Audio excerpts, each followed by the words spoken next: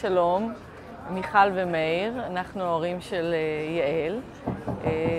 יעל היום בת 13, ילדה שמגיל צעיר מאוד, מגיל חצי שנה, התחלנו לראות בעיות התפתחותיות והתחילה להיות מאובחנת, גם קשיים פיזיים, התפתחותיים וגם קוגניטיביים. התחלנו לטפל בהתפתחות הילד, ודברים לאט לאט עם השנים אובחנו. גיל יותר מאוחר יעל גם אובחנה עם אפילפסיה, ולא הצלחנו לאזן אותה במהלך כמה שנים טובות, עם אפילפסיה לא מאוזנת עד היום. היא לוקחת תרופות ויש לה קוצב, אבל יש לה התקפים יומיומיים, שאנחנו בעצם במהלך כמה שנים היא גם הייתה בבית ולא הצליחה להיות במסגרות חינוכיות בעקבות זה. היום היא כבר נכנסה למסגרת חינוכית, אבל היא עדיין לא מאוזנת ויש לה כל יום התקפים. יש לה עיכוב התפתחותי רב-תחומי וגם קשיים קוגניטיביים בעקבות האפילפסיה. לפני כחצי שנה בערך שמענו על טיפולים מיוחדים של תאי גזע ודם טבורי שיכולים לעזור ולהועיל, גם להתפתחות וגם לאפילפסיה. באמת לפני חצי שנה היינו בטיפול ראשוני, שמענו על ילדים בארץ שזה מאוד מאוד עזר להם. היינו בטיפול ראשוני בסרביה, וראינו תוצאות ראשוניות של באמת קצת יותר הבנה והתפתחות קוגניטיבית, וכרגע אנחנו רוצים לנסות טיפול של תאי גזע, טיפול נוסף, או דם טבורי בעצם. ואנחנו כרגע מבקשים עזרה לגיוס הטיפולים האלה, טיפולים מאוד יקרים, נמצאים בחו"ל.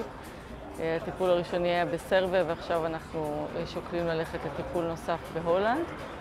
ואנחנו מבקשים עזרה מאחר ואין לנו את היכולת הכספית כרגע לעשות טיפול נוסף, אנחנו נשמח מאוד לתרומות. We are Meir and Michal, parents of Yael. Yael is 13 years old. From the beginning, Yael had development problems with growing, walking, talking. And after 3 or 5 years that was epileptic also. She, from the beginning, took a lot of medicine, pills from epileptic, and we tried a lot of treatment from Yael from a lot of years here in Israel, including epileptic treatment, and nothing really helped. Even surgery that make very easy for epileptic not help so much. So last 6 months we hear about a new therapy. We went to Serbia to do this treatment. And from this treatment that now we see a good progress of Yael. And we want to go to another treatment, Netherlands, next October. All these treatments cost a lot of money. The first treatment we can manage by ourselves and family and pay it. And now we are asking and going to ask for help, any help that can give us a solution to do the treatment in Netherlands and maybe another in the future. We heard about act of kindness from parents in Serbia in treatment last April. And these parents told us a lot of good things about the organization.